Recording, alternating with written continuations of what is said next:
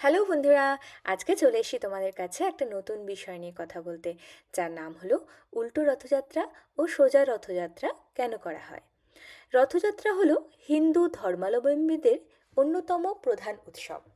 এটি মূলত জগন্নাথ দেবের উৎসব হিসেবে পরিচিত।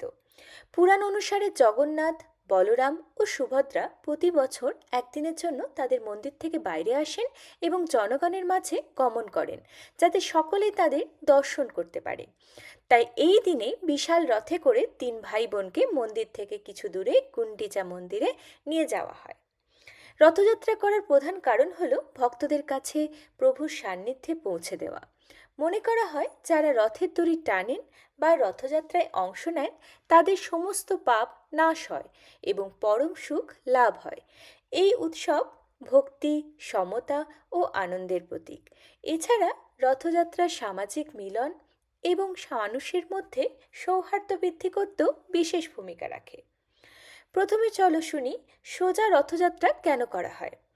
সোজা রথযাত্রা হচ্ছে মূল রথযাত্রা। এই দিনে জগন্নাথদেব, বলরাম ও সুভদ্রাকে প্রধান মন্দির থেকে গুন্ডিচা মন্দিরে নিয়ে যাওয়া হয়। এর কারণ হলো বিশ্বাস করা হয় ভগবান এই দিনে তার ভক্তদের কাছে আসেন, সকল শ্রেণীর মানুষ যেন তার দর্শন করতে পারে, তাই রথে করে বাইরে আনা হয়। এটি ভক্তি, সমতা ও মানব কল্যাণের প্রতীক। এবার আমরা শুনব উল্টো রথযাত্রা কেন করা হয়। উল্টো রথযাত্রা হয় সোজা রথের ঠিক ৮ দিন পর। এই দিন জগন্নাথ দেব, বলরাম ও সুভদ্রা গুন্ডিচা মন্দির থেকে পুনরায় নিজের মূল মন্দিরে ফিরে আসেন। এর কারণ হলো গুন্ডিচা মন্দিরে কিছুদিন অবস্থানের পর ভগবান আবার নিজ মন্দিরে প্রত্যাবর্তন করে। এটি নির্দেশ করে যে প্রভু সর্বদা তার স্থায়ী আসনে ফিরে যান এবং এই যাত্রায়ও ভক্তদের সমানভাবে অংশগ্রহণের সুযোগ থাকে। উল্টো রথ ভক্তদের কাছে পুণ্যলাভের এবং আনন্দের উৎসব হিসেবে গণ্য হয়। নমস্কার বন্ধুরা, আপনাদের যদি আমার চ্যানেলটি ভালো লেগে থাকে তাহলে অবশ্যই লাইক এবং সাবস্ক্রাইব করতে ভুলবেন না যেন।